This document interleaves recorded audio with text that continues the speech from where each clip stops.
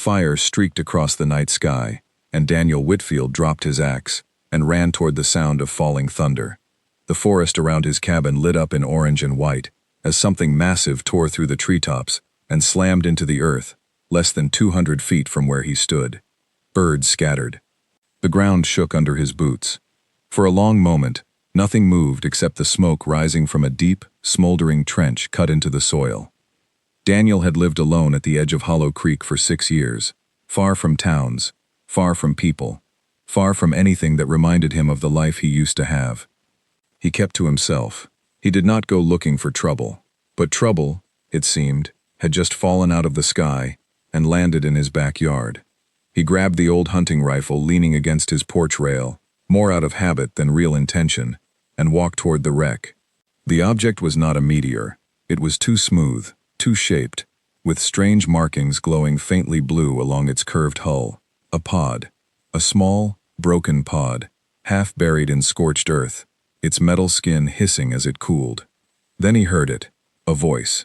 Weak, strained, speaking in a language he did not understand, followed by a groan that sounded unmistakably human in its pain, even if the words were not. Daniel approached slowly, rifle lowered but ready. A hatch on the side of the pod had cracked open, twisted from the impact. Inside, tangled in shredded harness straps, was a young woman unlike anyone he had ever seen. Her skin held a faint silver sheen beneath the dirt and blood. Her hair was long, black, streaked with threads of pale blue that seemed to catch the moonlight, like starlight woven into strands. Her eyes, when they opened and found his, were a deep violet, sharp with pain but even sharper with alertness. She was already trying to move, already trying to reach for something at her hip, even with her leg pinned beneath a piece of broken metal. "Easy," Daniel said, raising a hand, though he doubted she understood him. "I'm not going to hurt you." She did not lower her guard. If anything, she tensed further, baring her teeth like a cornered animal. But when she tried to pull herself free, pain shot across her face, and her strength gave out. She collapsed back against the seat, breathing hard, glaring at him with a mixture of defiance and exhaustion. Daniel set the rifle down outside the pod, in clear view, and knelt beside the wreckage. "I need to move that metal off your leg.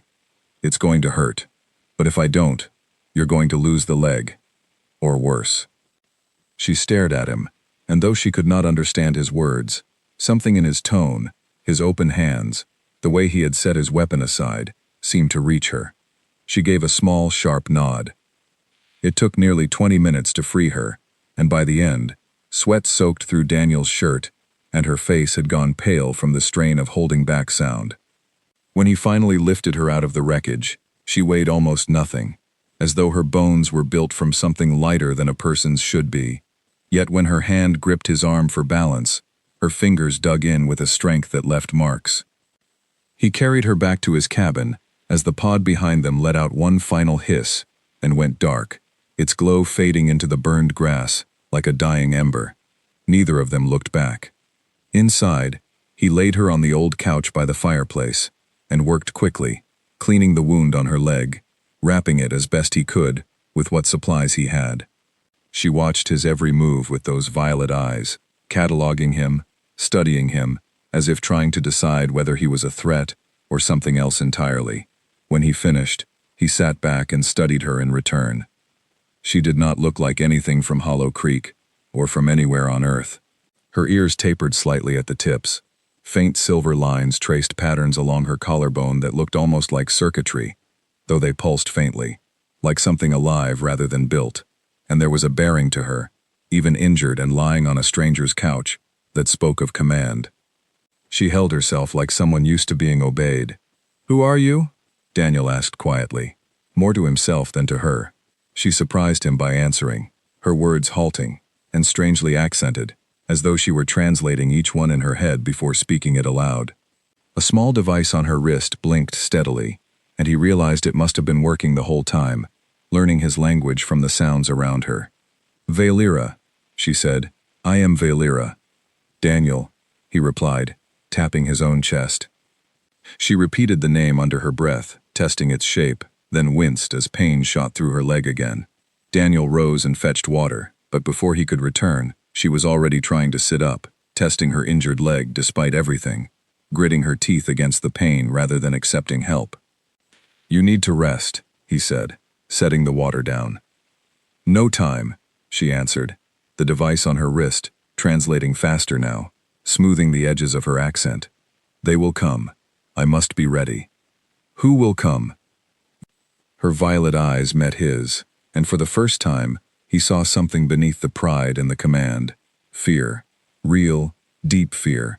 The kind that came from losing everything and knowing the worst was not yet over. "Everyone I love is gone," she said quietly.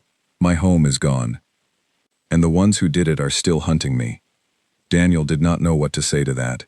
He had heard those words before, in different forms, spoken in different voices, back when he wore a different kind of uniform and carried a different kind of weapon, for reasons that no longer felt like his own. He recognized the particular hollowness in her voice. It was the sound of someone standing in the wreckage of their entire life, refusing to fall down completely, only because falling down meant it was truly over. He sat across from her, elbows on his knees. "How long do you have?" She glanced down at the device on her wrist, its light steady and patient, counting something only she understood. 100 days, she said. "Then the beacon in my pod will call for rescue, whether I am ready or not. If my enemies find the signal first, they will be waiting for whoever comes to answer it. And if you're not ready?" Her jaw tightened. "Then I die exactly the way my people did. And it means nothing." Daniel studied her for a long moment. He thought about the life he had built out here, away from conflict, away from causes, away from the weight of protecting anyone but himself. He had sworn he was done with all of it. He had told himself that 100 times over the past 6 years, standing in this same cabin, staring into this same fire. But there was something in the way she held herself, wounded and afraid yet refusing to break, that reminded him painfully of the man he used to be before the world took that man apart piece by piece. "You said 100 days, he said slowly. "Yes. That's enough time," he said, more to himself than to her, to turn someone strong into someone dangerous. "If you're willing to work harder than you've ever worked in your life." Valera's eyes narrowed, studying him with new interest. "You would help me?" Daniel exhaled a long breath, the kind that came from a decision he was not entirely sure he wanted to make, yet somehow already had. "I used to be a soldier," he said. "Different war, different planet, but the same kind of monsters, probably. I know how to build a fighter out of someone who has nothing left to lose." She held his gaze, weighing his words, weighing him. Then, slowly, she extended her hand, an unfamiliar gesture on her end, but one she seemed to have picked up from watching him. "Then teach me," she said. "Teach me everything." Outside, the wind picked up, rattling the windows of the cabin, carrying with it the faint, distant hum of something in the sky that had not been there a moment before. Daniel's eyes flicked toward the window, and for just a second, his instincts, honed over years of conflict, screamed a single warning. They were not as alone out here as he had thought. Far above the atmosphere, cloaked in the black silence of space, a small reconnaissance vessel adjusted its course, its scanners locking onto the faint energy signature, still bleeding from the crashed pod below. A single red light blinked to life on its console, and a cold, mechanical voice reported its findings to whoever, or whatever, was listening on the other end. The signal had been found. The hunt had already begun. Daniel did not know it yet, standing in his cabin with an injured alien princess and a promise he had just made. But the 100 days ahead of them would not be a quiet countdown. They would be a race against time itself, against enemies neither of them could yet see, and against the fear that no matter how hard they trained, it might not be enough. Valera lay back against the couch, exhaustion finally pulling her under. But even in sleep, her hand remained curled into a fist, as though ready to fight the moment she opened her eyes again. Daniel banked the fire, checked the locks on his door out of old habit, and sat awake long into the night, watching the sky through the window, wondering exactly what kind of storm he had just invited into his quiet, broken life.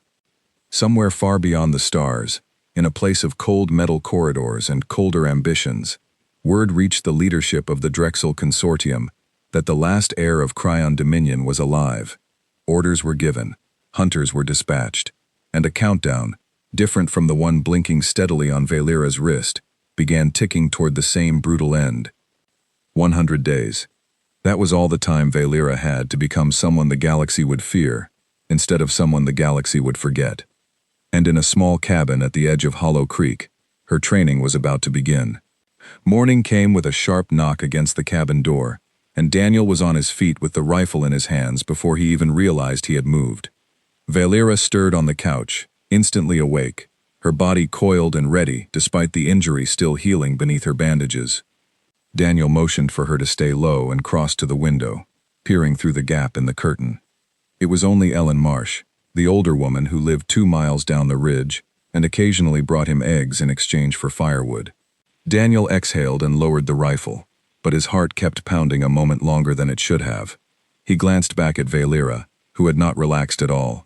Her eyes were fixed on the door, sharp and alert, her hand pressed flat against the couch as though ready to launch herself into motion. "It's fine," he said. "Just a neighbor.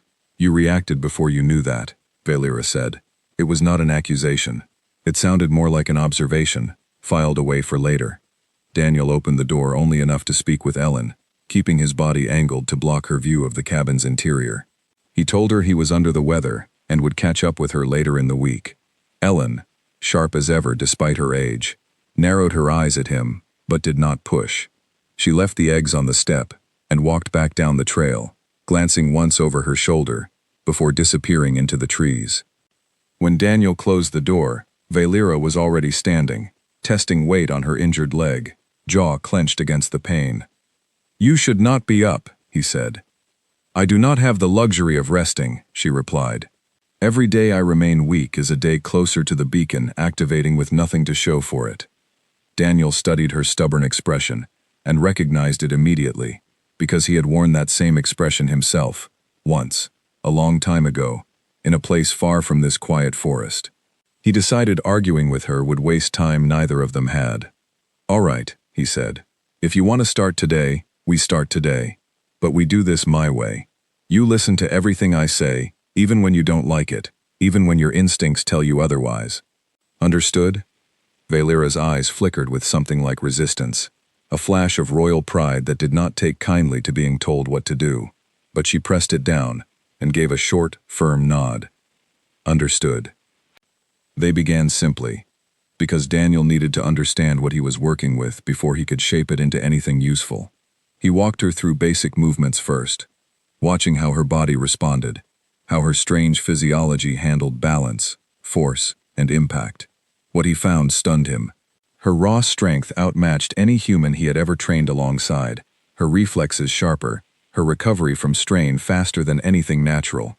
But her technique was almost non-existent.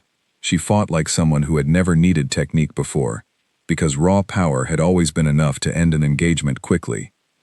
That would not be enough against trained hunters. "You're strong," Daniel told her, standing across from her in the small clearing behind his cabin. "But you fight like someone who has never lost. That makes you predictable. Predictable gets you killed." "I have never lost," Valera said, and for a moment, pride flared hot in her violet eyes. "You lost your entire world," Daniel said quietly. "That counts." The words landed harder than he intended, and he watched something crack behind her composed expression, just for an instant, before she shut it away again. She said nothing, but her stance shifted, subtly, from defiance to something closer to focus. "Then teach me not to lose again," she said.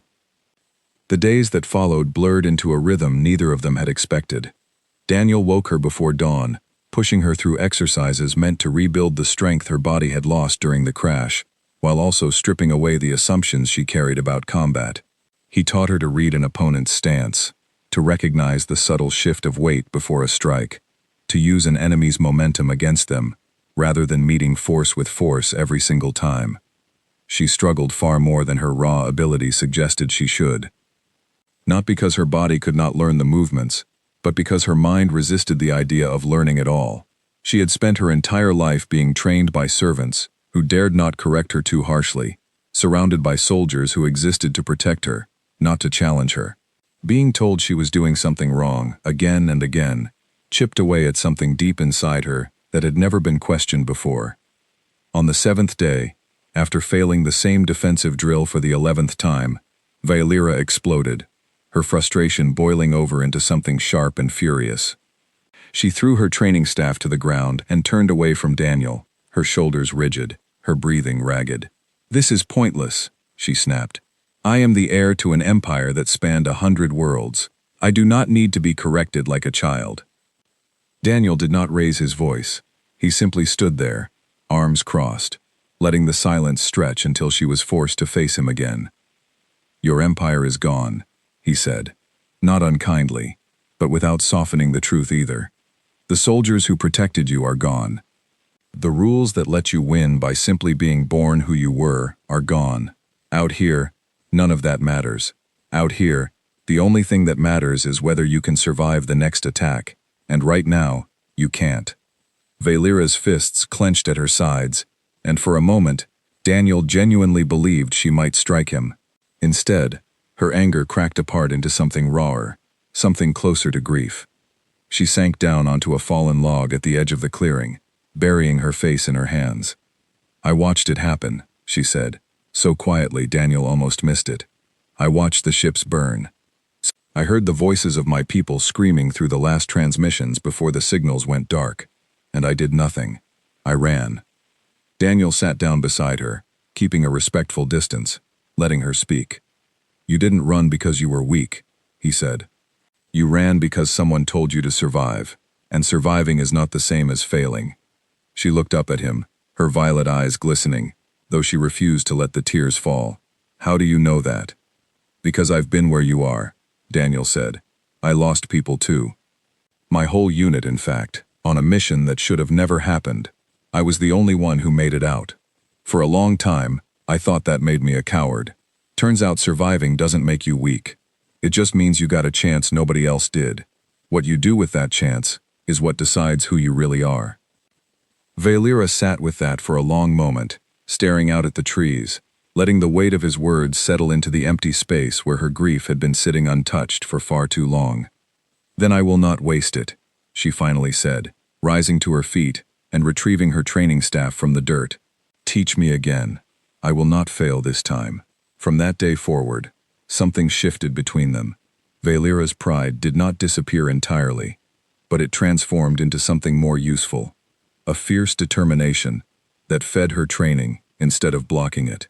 She threw herself into every lesson with an intensity that sometimes worried Daniel, pushing her body past exhaustion, refusing to stop, even when her muscles trembled and her breath came in ragged gasps.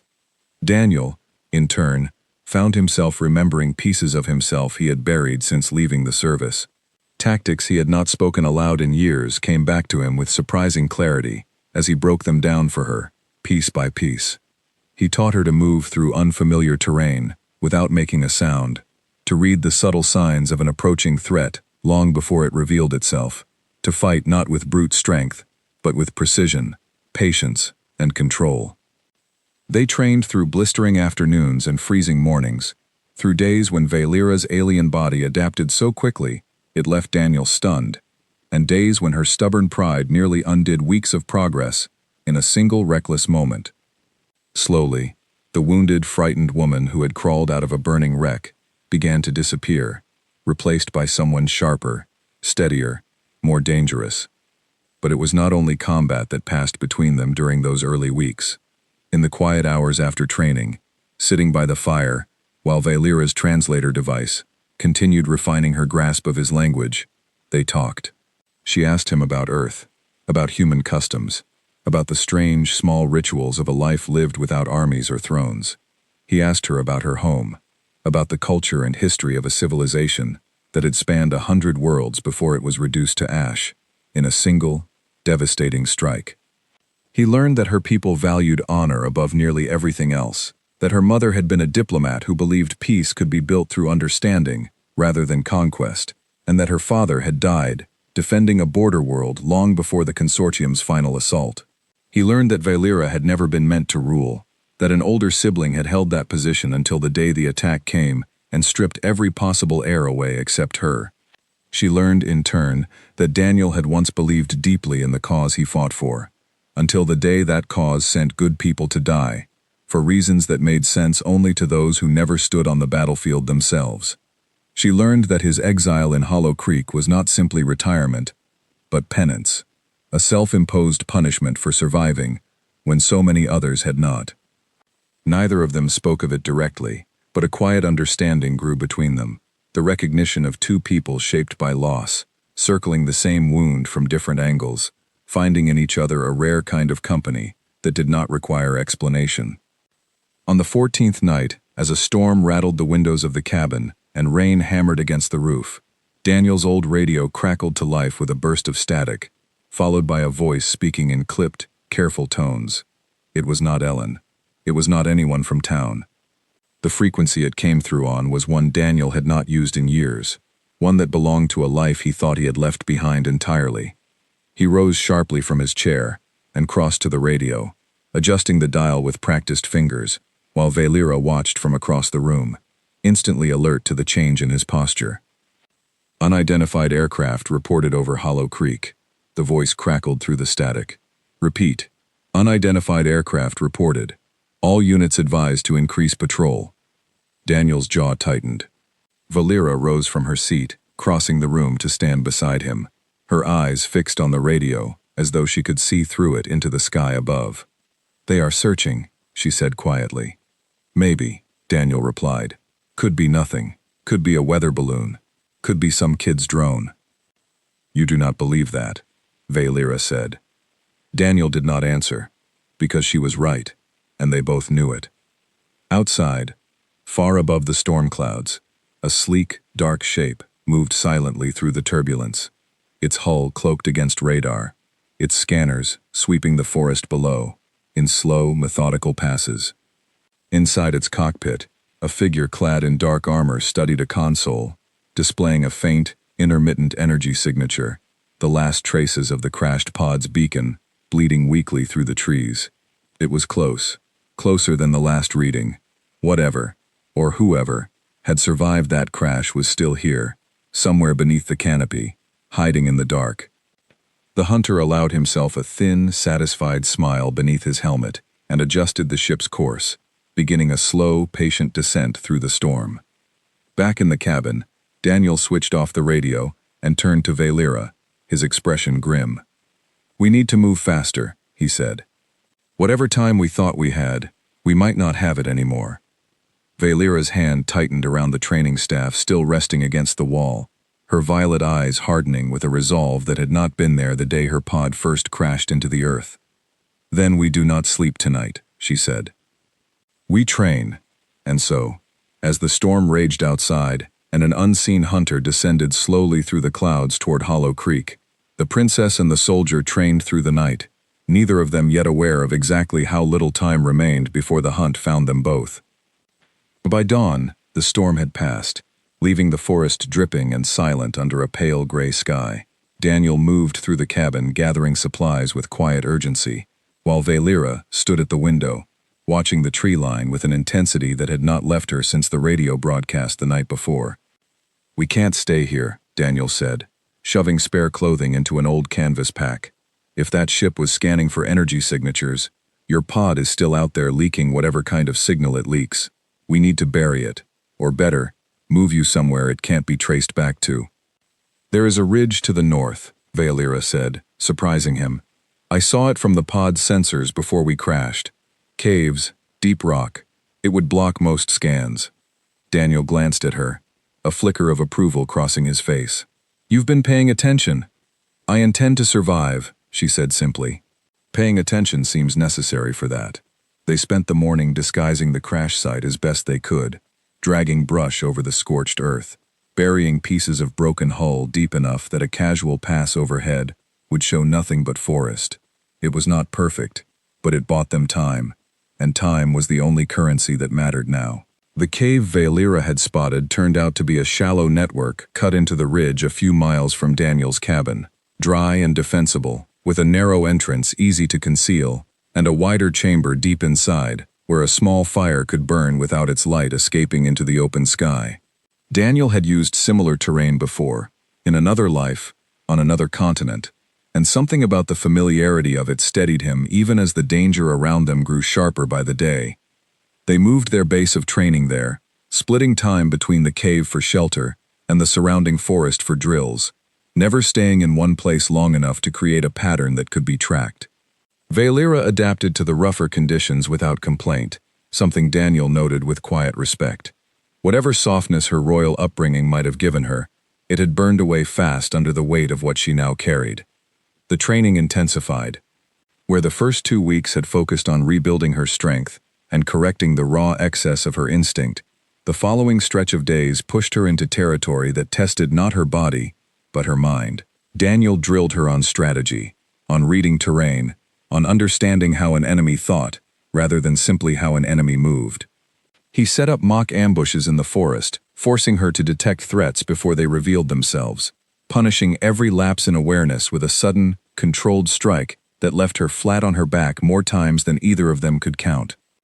Again, he would say, extending a hand to help her up, and she would take it every time, breathing hard, eyes burning with the same fierce determination that had carried her out of the wreckage of her own world.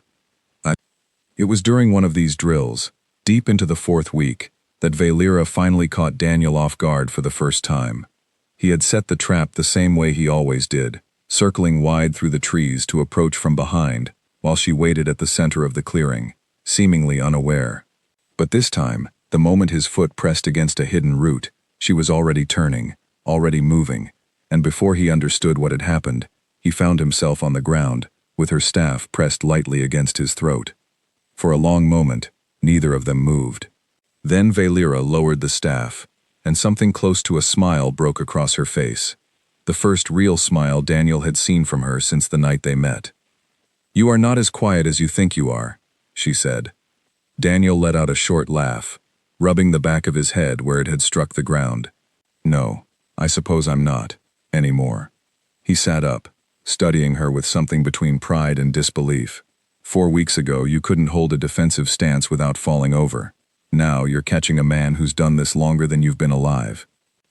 "I had a good teacher," Valera said, offering him a hand to help him up, mirroring the gesture he had shown her so many times before. He took it, and for a moment, standing there in the quiet clearing with the morning light filtering through the leaves, the weight of everything hunting them seemed, briefly, very far away. That fragile peace did not last. 3 days later, while running a perimeter check around the cave, Daniel spotted movement in the trees below the ridge, too deliberate, too controlled, to be an animal. He dropped low immediately, signaling Valera with the silent hand gestures he had taught her weeks earlier. She froze instantly, sinking into the underbrush without a sound, every lesson he had drilled into her over the past month collapsing into pure, practiced instinct. Through the gaps in the foliage, Daniel watched as a figure in dark, segmented armor moved through the forest below, a scanning device raised in one gloved hand, sweeping slowly back and forth across the terrain. The hunter moved with the careful precision of someone who had done this many times before, someone who did not waste motion, who did not make mistakes. Daniel's mind raced through possibilities. Engaging was too risky, not with Valera's training still incomplete, and the hunter almost certainly not alone. Running risked revealing their position through sound or movement. The only option left was the one thing Daniel had spent weeks trying to teach Valera to master. Stillness. They waited, unmoving, barely breathing, as the hunter's scanner swept closer and closer to their position. At one point, the device let out a faint, rhythmic pulse, and the hunter paused, tilting his head, as though listening to something only the machine could hear. Daniel's hand tightened slowly around the knife at his belt, prepared for the worst, while beside him, Valera remained utterly motionless, her violet eyes locked on the threat below with a focus that would have been impossible for her a month earlier. After a long, agonizing stretch of seconds, the hunter lowered the scanner, muttered something into a communicator on his wrist, and turned, moving off through the trees in a different direction, following some other faint trace of signal that led him away from the ridge. Neither of them moved for several minutes after he disappeared from sight. Finally, Daniel exhaled slowly, releasing a breath he had not realized he was holding. "That was too close," he whispered.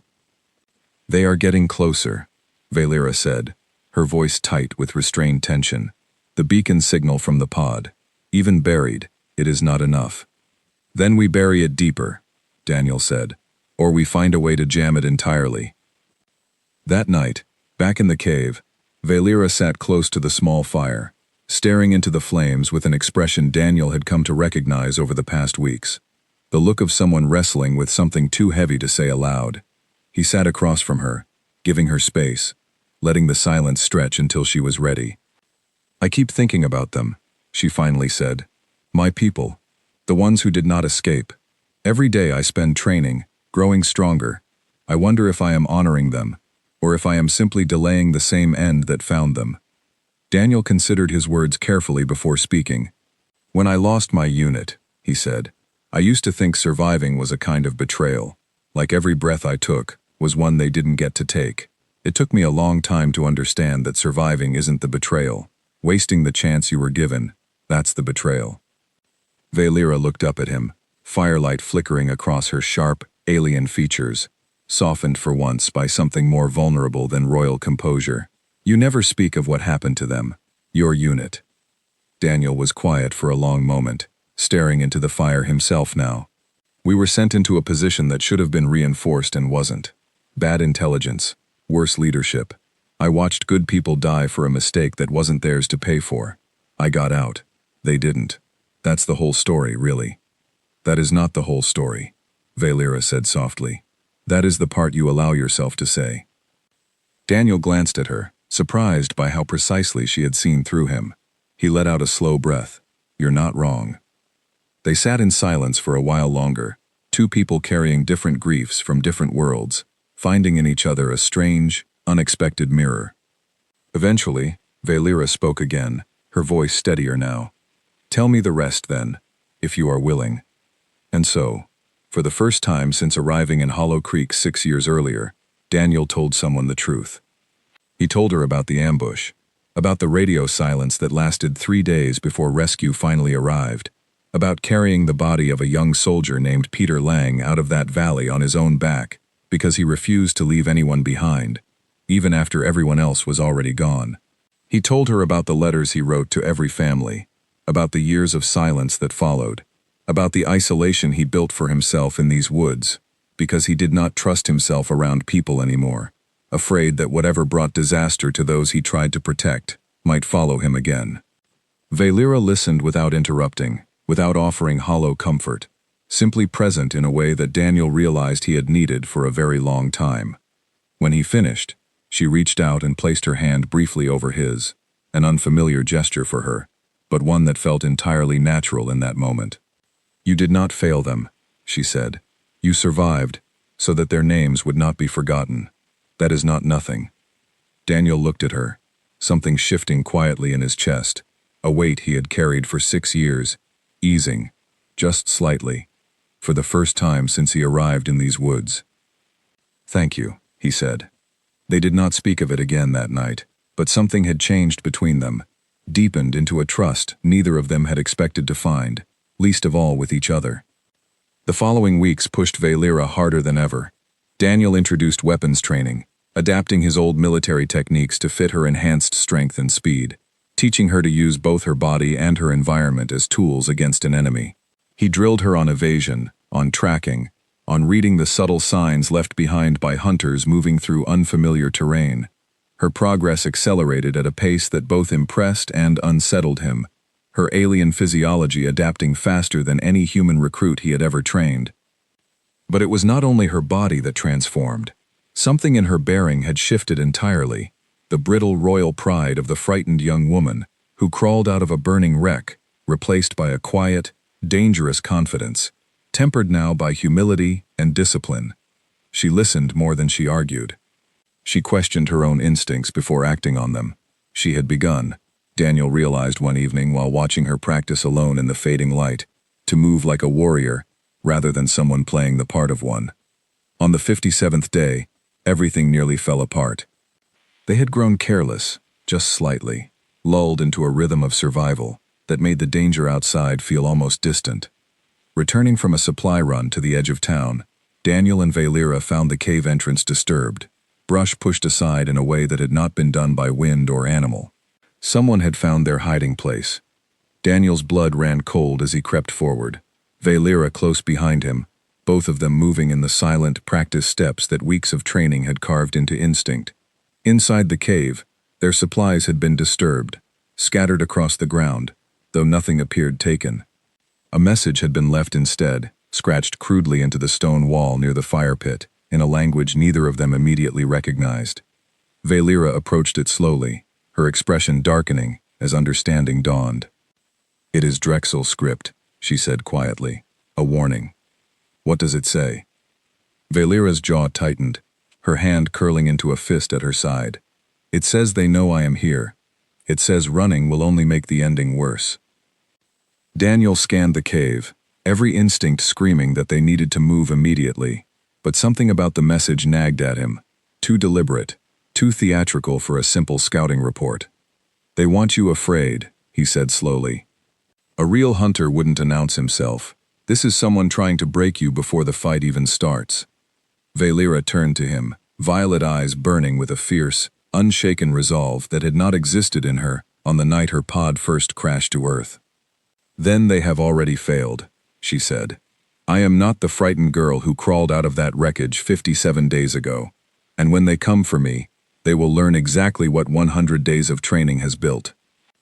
Daniel looked at her for a long moment, seeing in her now not the lost princess he had pulled from the wreckage, nor the reluctant, prideful student who had raged against every early lesson, but someone entirely new, forged from grief, discipline, and an unbreakable will to survive.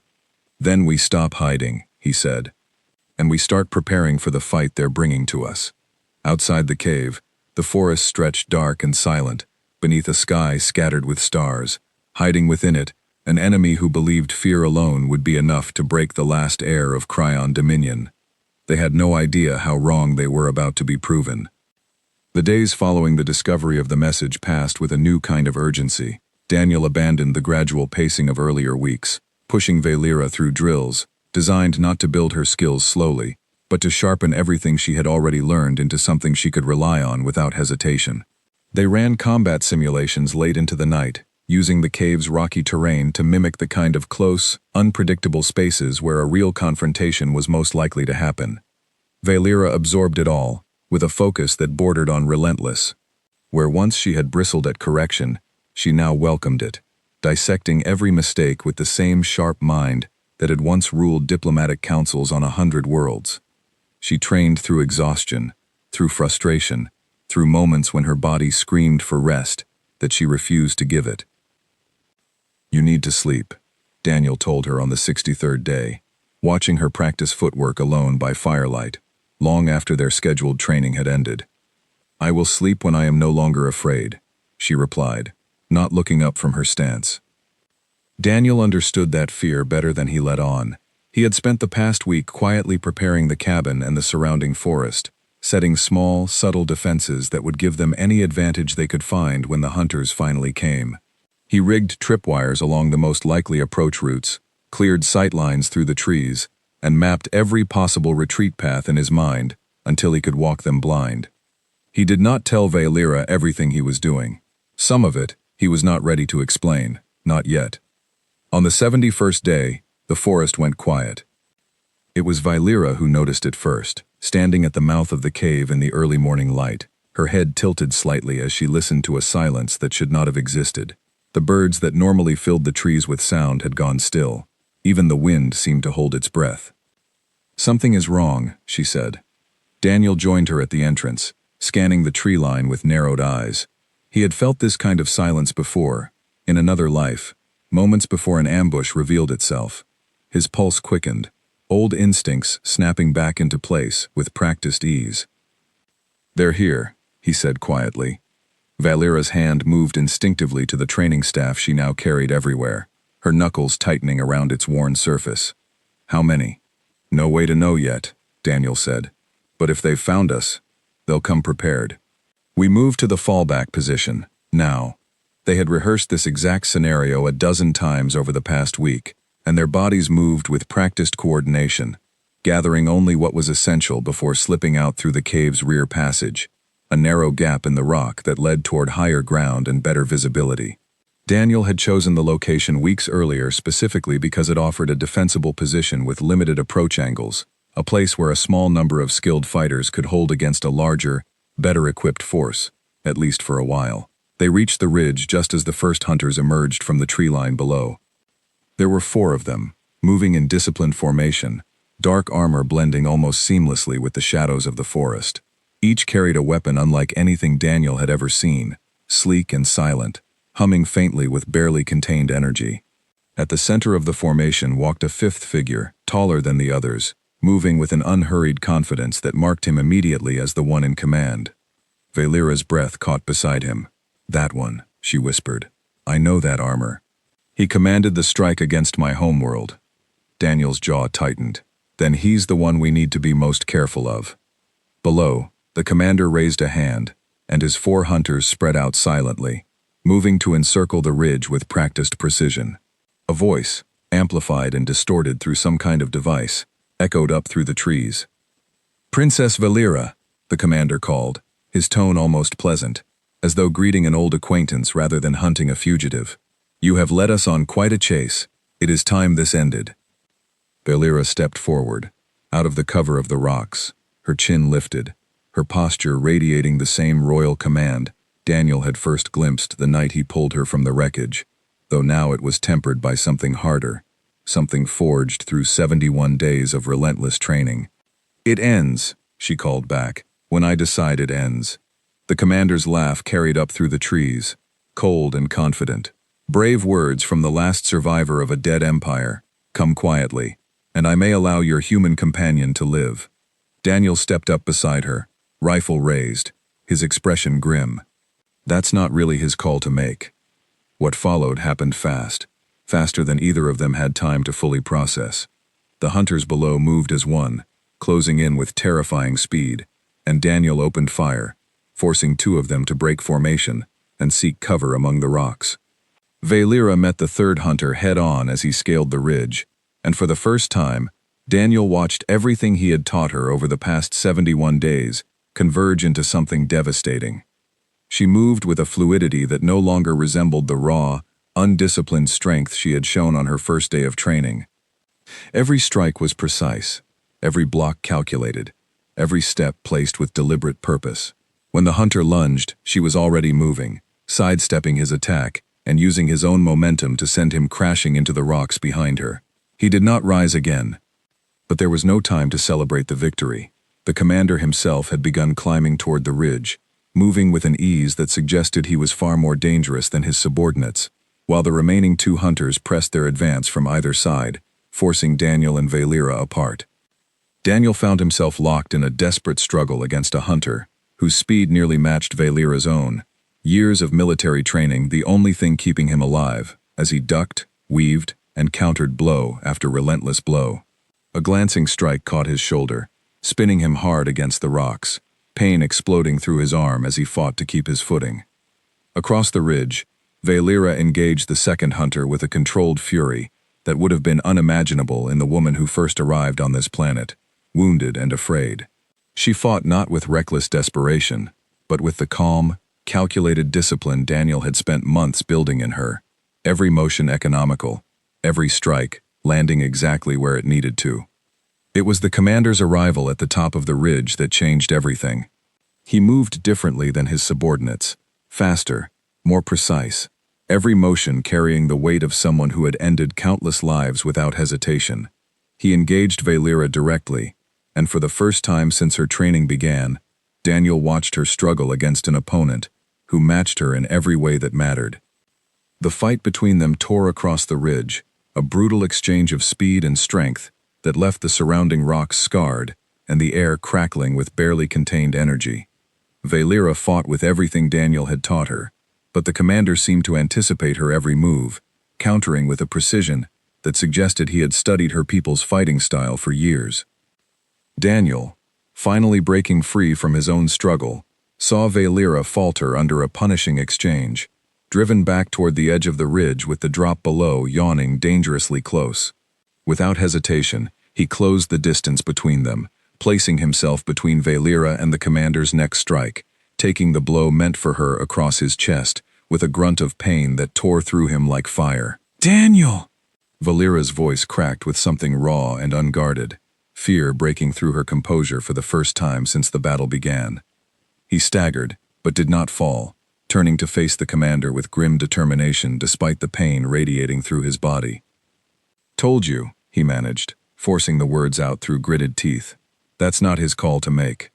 Something shifted in Valera in that moment. Watching Daniel take a blow meant to end her. Watching the man who had rebuilt her from nothing risk everything to protect her. The grief and fear that had haunted her since the night her world burned crystallized into something else entirely. A fierce, focused resolve that burned away every last trace of hesitation. She moved before the commander could recover his stance, closing the distance with a speed that startled even him. What followed was no longer a desperate struggle for survival, but the full expression of everything 100 days of relentless training had built inside her. Every lesson, every failure, every moment of doubt, and every hard-won victory converged into a single, devastating sequence of strikes that drove the commander back across the ridge, his confidence crumbling as he realized, too late, exactly what he was truly facing. The battle ended not with a single decisive blow, but with the commander finally recognizing the impossible position he had placed himself in, cut off from his remaining forces, facing an opponent who had surpassed everything his intelligence reports had prepared him for. He retreated, calling a hasty withdrawal to his surviving hunter, disappearing back into the tree line with the kind of speed that spoke more of self-preservation than tactical wisdom. Silence fell across the ridge, broken only by the ragged sound of Daniel and Valera's breathing. Valera turned immediately to Daniel, who had sunk down against the rocks, one hand pressed against his chest where the commander's strike had landed. Concern flooded her expression, stripping away every last trace of the composed warrior from moments before. "You should not have done that," she said, kneeling beside him, her hands hovering uncertainly over the injury, as though unsure how to help. "Would you rather I'd let him hit you instead?" Daniel asked, managing a weak, pained smile despite the circumstances. "You could have been killed. So could you," he replied. "Seemed like a fair trade to me." Valera's eyes glistened, emotion breaking through in a way she rarely allowed herself. "I cannot lose you too," she said quietly. "Not after everything you have given me." Daniel reached up, gently taking her hand, ignoring the pain still radiating through his chest. "You're not losing me," he said. "I'm still here. And you, Valera, you just beat one of the most dangerous men in the galaxy. Look at what you've become." She helped him to his feet slowly, careful of his injury, and together they surveyed the ridge, the aftermath of the first real battle of what Daniel knew would not be the last. The hunters would return, likely with greater numbers and better preparation, but for the first time since her pod crashed into the Earth 91 days ago, Valera did not feel like prey, waiting to be found.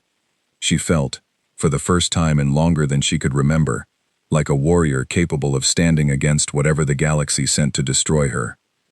That night, as Daniel rested by the fire with his injury cleaned and wrapped, Valera sat beside him in contemplative silence, watching the flames dance against the darkness of the cave. 9 days remained before the beacon activated, 9 days before rescue, or further danger, would inevitably arrive. "They will come back," she said finally, "in greater numbers." "I know," Daniel replied. "I am not afraid of that anymore," Valera said, and there was a quiet certainty in her voice that had not existed in the frightened young woman who first spoke those words weeks earlier. "Whatever comes next, I am ready to face it." Daniel looked at her. Pride, and something deeper, something he had not allowed himself to name, swelling in his chest, despite the pain still throbbing beneath his bandages. "I know that too," he said softly. "You've become exactly what you needed to be." Outside, beyond the safety of the cave, the forest settled into an uneasy quiet, the calm before whatever storm the Drexel Consortium would send next. But within those rocky walls, something unbreakable had been forged between the princess and the soldier who had rebuilt her, a bond neither distance nor danger would ever fully sever. The final days of the 100 were approaching fast, and with them, the true test of everything Valera had become was still waiting, just beyond the horizon. The 9 days that followed passed with a strange, fragile calm, the kind that settles over a battlefield between engagements, when both sides know the fighting is not finished, only paused. Daniel's injury healed slowly, the bruising along his ribs fading from deep purple to a dull yellow-green, though the ache lingered every time he moved too quickly. Valera insisted on taking over the harder physical labor around their camp, a small act of care that Daniel accepted with quiet gratitude, though he grumbled about it more than once out of stubborn pride. Their training continued, though it had transformed into something different now, less about building foundational skill and more about refining what already existed into something unshakable. Daniel ran her through scenario after scenario, forcing her to plan not just for a single opponent, but for the kind of coordinated assault the commander would almost certainly bring when he returned. "He knows your fighting style now," Daniel said, pacing the small clearing where they trained, "which means he'll adjust his approach. We need to make sure you have more than one way to win." Valera absorbed every lesson with the same fierce focus that had carried her through the past 91 days, but there was something different in how she carried herself now, a settled confidence that had replaced the desperate urgency of her earliest training. She no longer fought like someone trying to prove she deserved to survive. She fought like someone who had already decided she would. On the evening of the 97th day, as they sat by the fire reviewing the terrain map Daniel had sketched from memory, Valera set down the charcoal she had been using to mark potential ambush points, and looked at him with an expression he had not seen before, something soft and searching beneath the warrior's composure she had built over the past 3 months. "When this is over," she said quietly, "when the beacon calls, and my people, whatever remains of them, come to find me, what happens to you?" Daniel did not answer immediately. He had been avoiding this question in his own mind for weeks, aware that it was coming, unwilling to face it until he had no choice. "I go back to my life," he said finally, though the words felt hollow even as he spoke them. "This cabin, this forest, same as before you crashed into it. Is that truly what you want?" Daniel met her eyes, and for a long moment, neither of them spoke, the fire crackling softly between them, filling the silence neither was quite ready to break. "No," he admitted quietly, "but wanting something, and it being possible, aren't always the same thing. You have a galaxy waiting for you, Valera, a war to fight, a people who need their princess to come home and lead them. I'm just a man who happened to catch you when you fell."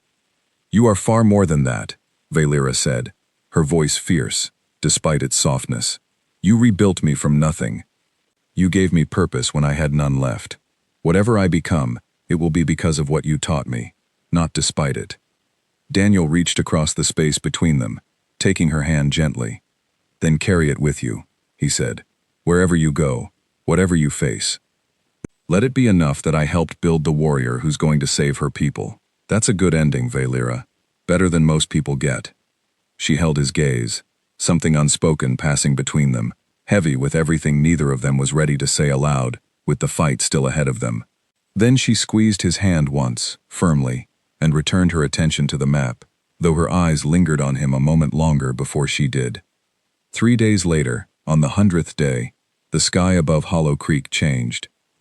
Daniel felt it before he saw it, a strange pressure in the air, the same instinctive warning that had once kept him alive through countless deployments. Valera felt it too, rising sharply from where she had been meditating near the cave entrance, her eyes lifting toward the canopy above. "They're here," she said, "both of them, the consortium and my people's beacon response." They emerged from the cave to find the forest bathed in an eerie, shifting light, ships descending through gaps in the canopy from 2 different directions entirely. To the east, a formation of dark, angular vessels bearing the same insignia as the hunters who had attacked the ridge days earlier. To the west, sleeker, silver ships marked with symbols Valera recognized instantly, the crest of the Cryon Dominion, battered but not broken, sent by whatever remained of her people's scattered forces. "Your rescue," Daniel said. "And their ambush," Valera replied grimly. "They knew the beacon would draw my people here. They planned to destroy the rescue fleet and finish what they started on my homeworld, all in a single strike." Daniel's jaw tightened, old instincts sharpening into focus. "Then we don't let that happen." What followed was chaos, unlike anything Daniel had witnessed even in his years of military service. ships clashing in the skies above Hollow Creek, while ground forces from both sides poured into the forest below. The commander who had faced them on the ridge led the consortium's assault personally, clearly determined to end this confrontation with Valera once and for all, while a small contingent of Cryon soldiers, exhausted and outnumbered, fought desperately to hold a defensive position around their landing craft. Valera did not hesitate. She moved into the battle with a purpose and precision that transformed the forest into her domain, using every lesson Daniel had drilled into her over the past 100 days to devastating effect. She fought not with the reckless desperation of someone fighting merely to survive, but with the calculated brilliance of a true tactician, directing the outnumbered Cryon soldiers, exploiting weaknesses in the consortium's formation, turning the terrain itself into a weapon against forces that vastly outnumbered her own. Daniel fought at her side, exactly as he had on the ridge days earlier, the two of them moving with a coordination born from months of training together, anticipating each other's movements without needing to speak. Where Valera brought overwhelming skill and alien strength, Daniel brought the tactical experience of a soldier who understood battlefield chaos in a way her royal upbringing never could have taught her. Slowly, painstakingly, the tide of the battle began to shift. The Cryon soldiers, inspired by the sight of their princess fighting alongside them with a strength and skill none of them had witnessed before, rallied with renewed determination. The consortium's forces, expecting an easy massacre of a scattered, demoralized rescue fleet, found themselves instead facing a coordinated, disciplined resistance they had not prepared for. The commander, recognizing the battle slipping away from him, made one final, desperate push directly toward Valera, determined to end the confrontation personally, rather than accept defeat at the hands of the princess he had once believed, already dead. Their final confrontation tore across a clearing near the cave, a brutal, decisive exchange that drew on every ounce of skill Valera had built over the past 100 days. In the end, it was not raw strength that decided the outcome, but precisely the lesson Daniel had first tried to teach her weeks earlier, the understanding that unpredictability, patience, and controlled restraint could overcome even the most formidable opponent.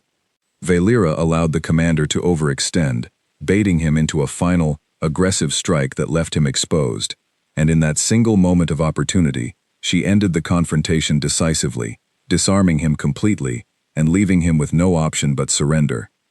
With their commander defeated and their forces scattered, the remaining consortium hunters retreated, abandoning the assault entirely as their ships withdrew from the skies above Hollow Creek in a hurried, chaotic retreat. Silence fell across the battered forest as the sounds of conflict faded, replaced by the quiet murmur of relieved voices among the surviving Cryon soldiers and the distant hum of their ships settling safely onto the ground nearby. Valera stood in the center of the clearing, breathing hard, the weight of everything she had just accomplished settling slowly over her. Daniel approached from where he had fought nearby, exhaustion and pride mingling in his expression as he took in the scene around them. "You did it," he said quietly. "You actually did it." Valera turned to him, and for a moment, the composed warrior fell away entirely, replaced by the same raw emotion she had shown him back in the cave weeks earlier, the vulnerable young woman who had lost everything and found, unexpectedly, a reason to keep fighting. "We did it," she corrected softly. "I could not have become this without you." Before either of them could say more, the surviving Cryon soldiers approached, kneeling before their princess with a reverence that spoke to exactly how far word of her survival, and now her victory, would travel across what remained of their scattered empire. Their commanding officer, an older soldier named Colonel Ferris Adeyemi, rose after paying his respects and addressed Valera directly. "Your Highness," he said, "the Dominion believed you lost with everyone else. Word of your survival, and of this victory, will reach every surviving colony within days. They will need you to lead the resistance. Will you return with us?" Valera glanced back at Daniel, something unspoken passing between them once more, before she turned back to the colonel with the composed authority of someone who had, over the past 100 days, truly become the leader her people needed. "I will," she said, "but first, I require a moment." The colonel bowed and withdrew, giving them a measure of privacy amid the wreckage of the battle. Valera turned back to Daniel, her expression softening into something quieter, more personal, stripped of the weight of command that had settled over her only moments before. "This is where we part," she said, though her voice carried a heaviness that betrayed how difficult those words were to speak. Daniel nodded slowly, forcing back the emotion tightening in his own chest. "I knew this day was coming," he said. "Doesn't make it any easier. You gave me everything," Valera said. "Strength, purpose, the will to survive when I had nothing left. Whatever I accomplish from this day forward, it carries your name in it, whether the galaxy knows that or not." "You don't need my name attached to anything," Daniel replied, managing a small, proud smile, despite the ache building behind it. "You've earned every bit of this on your own, Valera. I just helped point you in the right direction." She stepped closer, taking his hand one final time, her violet eyes steady despite the emotion glistening within them. "Come with me," she said suddenly, the words escaping before she could stop them. "There is a place for you among my people, if you wish it. A warrior of your skill, your experience, would be valued beyond measure." Daniel considered her offer carefully, the weight of it settling over him as he looked out at the assembled Cryon soldiers, at the ships preparing for departure, at the vast, unknown galaxy waiting beyond the sky he had spent the last 6 years hiding from. "My place is here," he said finally, gently, but firmly. "This world, this life, it's where I belong, but that doesn't mean I won't think about you, every single day, wondering how the galaxy's greatest warrior is doing out there among the stars." Valera's composure cracked slightly, emotion breaking through despite her best efforts to maintain her royal bearing. She pulled him into an embrace, brief but fierce, holding on to the man who had rebuilt her from nothing, as though trying to memorize the feeling before she let go entirely. "Thank you," she whispered, "for everything." "Go save your people," Daniel replied softly. "You were always meant for something bigger than this forest." They separated slowly, and Valera turned to walk toward the waiting ships, pausing once to look back at him, memorizing the sight of the man who had changed everything about who she was, before finally continuing forward to join her soldiers. Daniel watched from the edge of the clearing as the Cryon ships rose slowly into the sky, engines glowing with soft, silver light, carrying Valera away from Hollow Creek and back toward the galaxy that desperately needed the warrior she had become. He stood there long after the ships disappeared beyond the clouds, the forest settling back into its familiar, quiet rhythm around him, as though the past 100 days had been nothing more than a fleeting storm passing through an otherwise unremarkable life. But Daniel knew better. Nothing about the past 100 days had been unremarkable, and nothing about his life would ever return entirely to what it had been, before a burning pod fell out of the sky and changed the course of everything. Years passed in Hollow Creek, quiet and steady, the seasons turning over the forest in their familiar patterns, while Daniel continued the simple life he had built for himself long before Valera's arrival. But every so often, news would reach even this remote corner of the world, carried through channels Daniel had quietly maintained from his old military days, stories that spread first as whispers, and eventually as legend, across colonies and star systems he would never personally see. Stories of a warrior princess who had reclaimed her shattered empire piece by piece, who fought not with the reckless fury of vengeance, but with the calculated discipline and patient strategy of someone who understood that true strength required more than raw power alone. Stories of battles won against impossible odds, of a leader who inspired loyalty not through fear, but through the same fierce, earned confidence that Daniel had watched her build with his own eyes, day after grueling day, across 100 days that changed both their lives forever. The Drexel Consortium's grip on the galaxy weakened year after year, worn down by a resistance that grew stronger and more unified under Valera's leadership, until finally, nearly a decade after her ships first rose above the trees of Hollow Creek, word spread of a final, decisive victory that shattered the Consortium's power entirely, restoring what remained of the Cryon Dominion to something resembling its former strength, now tempered by hard-won wisdom. Valera Noxthara became known across 100 worlds not merely as a princess who had survived, but as the greatest warrior the galaxy had witnessed in generations, a leader whose name was spoken with equal parts reverence and fear by allies and enemies alike. Daniel never sought recognition for the role he played in her transformation. content instead with the quiet knowledge of what those 100 days had built. He kept a single photograph on his mantle, taken by one of the Cryon soldiers on the day of the final battle in Hollow Creek, capturing a brief, unguarded moment between a soldier and a princess who had rebuilt each other from the wreckage of everything they had lost. Late at night, when the forest grew quiet and the stars stretched bright and endless above the treetops, Daniel would sometimes step outside and look up at the sky, wondering which of those countless points of light marked the corner of the galaxy where Valera now stood, leading her people forward with the strength he had helped her discover within herself. He never doubted, not for a single moment, that wherever she was exactly the warrior the galaxy needed her to become. And somewhere among the stars, on a world reborn from the ashes of everything the consortium had tried to destroy, Valera stood before her assembled people, her violet eyes steady with the same quiet resolve she had carried since the day she first crawled, wounded and afraid, from the wreckage of a crashed pod in a forest she would never forget. She thought of Hollow Creek often, of the quiet cabin, and the man who had taught her that strength was not something a person was born with, but something built, day by day, choice by choice, through discipline, humility, and the willingness to rise again after every fall. The galaxy called her its greatest warrior, but Valera knew the truth of where that strength had truly begun, in 100 days that transformed a broken princess into someone capable of carrying an entire people forward into a future finally free from fear. And though the stars stretched vast and endless between them, she carried Daniel's lessons with her always, a quiet, unshakable foundation beneath every victory that followed. For as long as her story continued to be told across the galaxy, she had given everything to save.